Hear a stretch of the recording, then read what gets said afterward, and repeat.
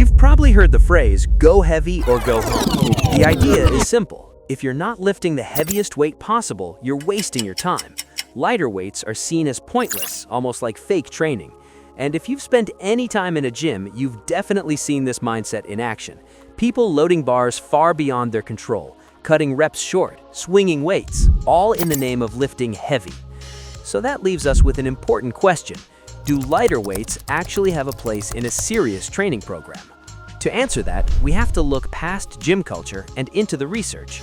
Luckily, over the last decade, resistance training science has exploded, giving us much clearer answers than we had before.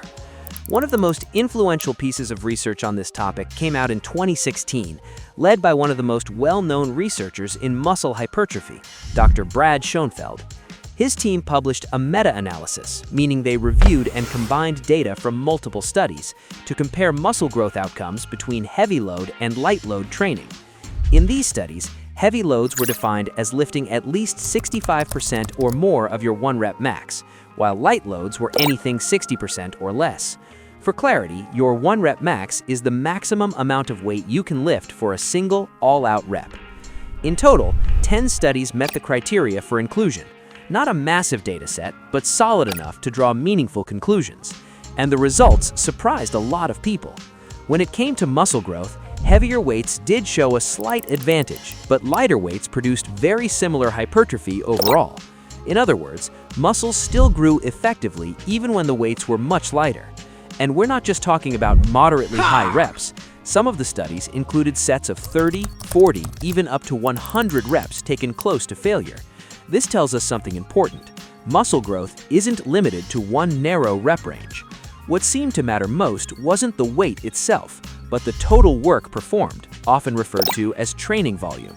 Volume is calculated as reps times sets times load. When total volume was matched, both heavy and light training produced comparable muscle growth. However, there was one major limitation. All of these studies were done on untrained individuals. That's important because beginners tend to grow muscle from almost any stimulus.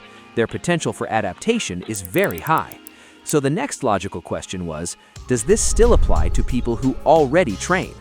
To answer that, Schoenfeld and his team conducted another study, this time using trained subjects. The protocol was similar, but the participants had lifting experience. The outcome? Once again, both heavy and light loads produced muscle growth. And just like before, heavier weights showed a slight edge, but not enough to dismiss lighter training altogether. So if heavier weights are marginally better for growth, why not just train heavy all the time? The answer lies in muscle fiber types. Your muscles are made up primarily of type 1 and type 2 fibers. Type 2 fibers, especially type 2X, are your fast twitch fibers. They're stronger, more explosive, but fatigue quickly. These fibers are maximally stimulated when lifting heavy loads for low reps, and they tend to grow significantly more than type 1 fibers. Type 1 fibers, on the other hand, are slow twitch. They're more fatigue resistant and are heavily involved during lighter loads lifted for higher reps. While they don't grow as dramatically as type 2 fibers, they still contribute to overall muscle size. Some research supports this distinction. In a 2012 study comparing training at 80% of 1RM versus 30% of 1RM, the lighter load group saw greater growth in type 1 fibers, while the heavier group had slightly greater type 2 fiber growth. This suggests that different rep ranges may emphasize different fibers. Now let's talk about strength, because this is where heavy lifting clearly dominates. Across virtually all studies measuring strength gains, lifting heavy weights, around 85% or more of 1RM, consistently outperforms lighter training. And this makes perfect sense when you apply the SAID principle, specific adaptations to imposed demands. If you want to get stronger, you must place a demand on the body that requires maximal force production. Heavy lifting maximizes mechanical tension, recruits high-threshold motor units, and improves neuromuscular efficiency. Lighter weights simply don't provide the same stimulus for maximal strength development. However, the same principle applies in the opposite direction. If your goal is muscular endurance, lighter weights lifted for higher reps are superior. They improve metabolic efficiency, lactate tolerance, and fatigue resistance. This brings us to the commonly mentioned hypertrophy range of about 6 to 12 reps. This range sits right in the middle of the spectrum, balancing mechanical tension and metabolic stress. It's effective because it allows sufficient load while still accumulating enough volume, time under tension, and quality reps without excessive fatigue.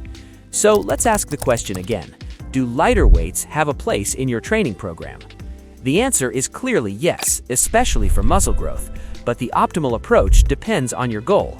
If your primary goal is maximal strength, your program should be biased towards heavier loads, with occasional lighter phases for recovery and balance.